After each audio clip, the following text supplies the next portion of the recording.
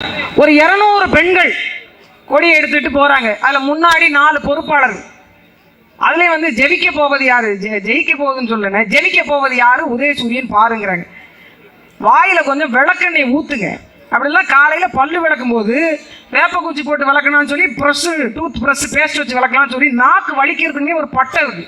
அதை வாங்கி shirt shirt shirt சரட்டுன்னு வலிச்சாது விடுங்க. ஜெயிக்க போவது யாரு, உதயசூரியன் பார். இதை சொல்றதுக்கு 1000 ரூபாய் கொடுத்து கூட்டிட்டு வந்திருக்காங்க.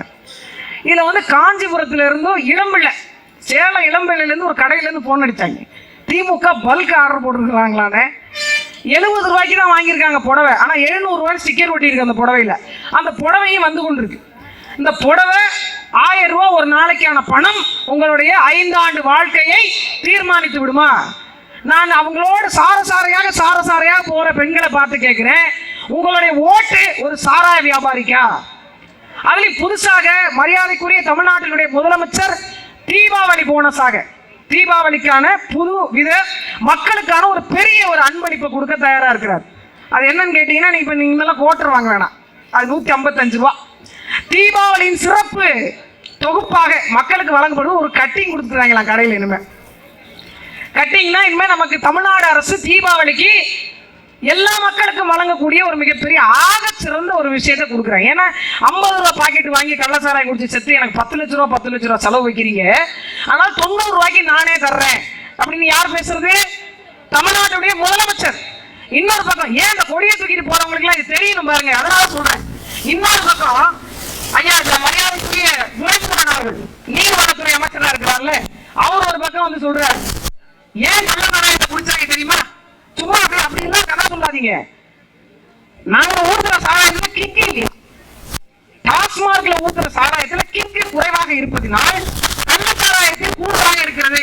எப்படி தெரியும் அவருக்கு? 2 நோட்டா உள்ள இறக்கி தானே, இல்ல எப்படி தெரியும்? இதுல கிக்கு இருக்கு, இதுல கிக்கு இல்ல, எப்படி தெரியும்? குடிச்சு பார்த்தா தான் தெரியும்.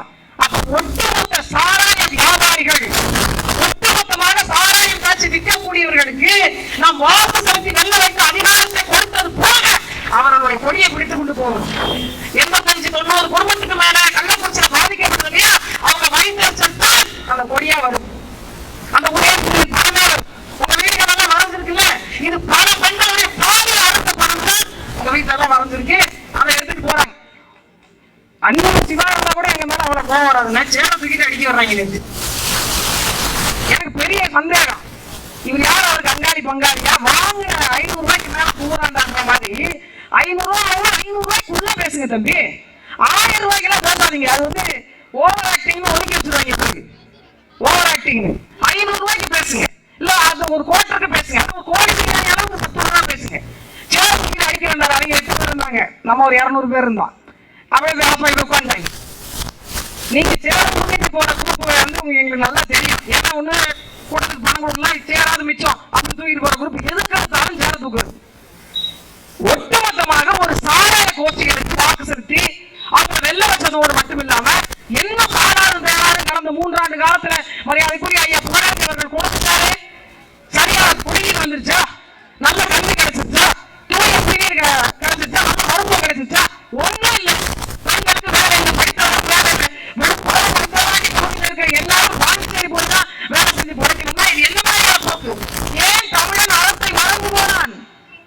உண்மையை சொல்ல போனால் இந்த மண்ணை நிறைவேற்றிருப்பதற்கு அறம் காரணம் என்ற 90 விழுக்காடு அந்த அறத்தை தூக்கி நிறுத்தியவன் தமிழன். எவ்வளவு வாழ்வுடையவன்? பஞ்சாபிலே பாருங்க, பஞ்சாபிய அந்த ஊர்ல எல்லாம் பிச்சைக்காரங்களே இருக்க மாட்டாங்க அப்படின்னு சொல்லுவாங்க. என்ன காரணம்னா உழைப்பின் மீது அவர் கொண்ட பற்று. அதோடு மட்டுமல்ல, அவருடைய கலை, அவருடைய வீரம், அவருடைய பண்பாடு, அவருடைய உணவு எல்லாமே அடுத்த தலைமுறைக்கு கடத்தப்பட்டு கொண்டே இருக்கு. ஆனா ஒரு புள்ளமொழிக்கு தேவை கொடுத்தவன், மயிலுக்கு போர்வை கொடுத்தவன், ஒரு அரண்மனை வாயில ஒரு மாடு வந்து தன்னுடைய கந்தை கொண்டு விட்டார் அவனுடைய மகன் என்று ஒரு மணி இசைத்ததுக்காக பெற்ற மகனை ஒத்த மகனை ஒன்றுக்கு மிச்ச ஒரு தமிழ் மக்களுடைய வாரிசு தான். ஒரு கோட்டுக்கு வேலை போடுறது, 150 ரூபாய் காசு கொடுக்கல, 150 ரூபாய் காசு கொடுக்கல அப்படின்னு சொல்லிட்டு பெற்ற தாயை கத்தியால குத்தி கொண்டு மக்களாக மாறி போனதை எங்கிருந்து இந்த அறத்தினுடைய மாற்றம் வந்தது? படிக்கிற போல பையில கஞ்சாவுக்கு தேடக்கூடிய இந்த அறத்தை எங்கிருந்து வந்தது? இந்த ஆட்சியாளர் பொறுத்தவரை தானே, இந்த ஆட்சியாளர் உருவாக்கி நீங்க தானே. நீங்க குடிப்பீங்க, ஆனா குடிக்க கூடாதுன்னா குடிக்க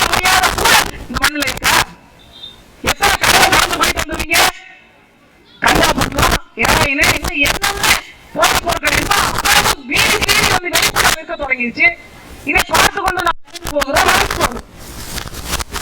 எவ்வளவு மாநில ஒரு கூட்டம் அப்படியே சுருங்கி சுருங்கி சுருங்கி அப்படியே மந்தைகள் மாதிரி நம்ம போவோன்ற நிலைமை கொண்டு நிப்பாட்டிட்டாங்களா இல்லையா? ஒரு இடத்துல மக்கள் சந்திக்க முடியாது.